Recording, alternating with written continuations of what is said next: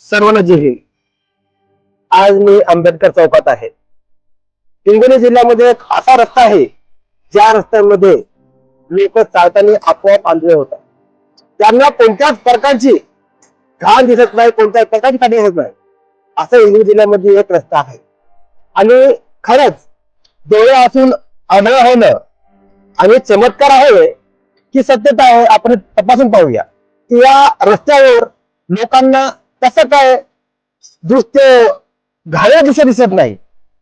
चला आपण हे बघू शकतो. यामध्ये दाखवतो. हे आहे रस्ता सर्व रेल्वे स्टेशनकडे जाणारा आणि ही आहे या रस्त्यावरली घाण. मग अशा वेळेस जेव्हा इथून नागरिक जातात तेव्हा त्या नागरिकांना अशी घाण दिसत नाही.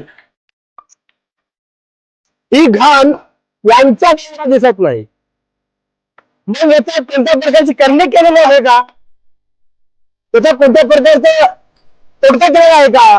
तर नाही. इथल्या जनतेला भीती आहे.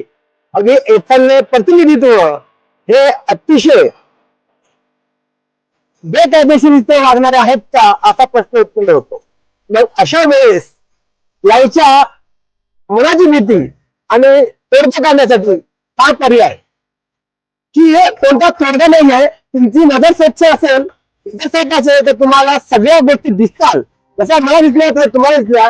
तुम्ही हक्काने विचारा की ही स्वच्छता का झाली नाही, हे खड्डे का साफ होत नाहीत. अशा प्रकारची घाण हे हिंगोलीकरांनी स्वतः दाखवून देण्याचा प्रयत्न करा आणि आपला अधिकार जाणा. हे भीतीपोटी नाही तर हक्कापोटी तुमचा अधिकार तुमच्याकडे आहे. तुम्ही ज्या प्रतिनिधीला निवडून असाल त्या प्रतिनिधीला हे सांगून दाखवा की ही घाण आम्हाला आमच्या आरोग्याला हानिकारक आहे. सर्वांना जय भीम.